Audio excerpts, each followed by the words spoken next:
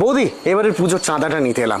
গতবারে তো 2000 ছিল, এবারে কি 500 বাড়াই? হ্যাঁ ভাই, আমরা তোমাদের পুজোর সর্বাঙ্গীন সাফল্য কামনা করি, কিন্তু আমরা এবারে পুজোর চাঁদা দিতে পারবো না। কেন বৌদি? আমাদের আমাদের অসহ্য চলছে। অসুচ? কে মারা গেল আপনাদের? একই পাড়ার মধ্যে থাকি, জানতে পারলাম না তো। আমার এক ছোট বোন মারা গেছে। তাই? ও মাই গড, কবে? আপনার নিজের বোন? 9th আগস্ট রাতে আরজি করে।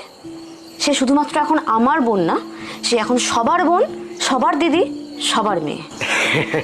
আপনি ইয়ার কি করছেন বৌদি? অ্যামাউন্ট কমাতে হলে বলুন না, কমিয়ে দিচ্ছি, অসুবিধা নেই। আমি সিরিয়াসলি বলছি, এটা সামাজিক শোক, এটা রাষ্ট্রীয় শোক, ভুলো না কিন্তু।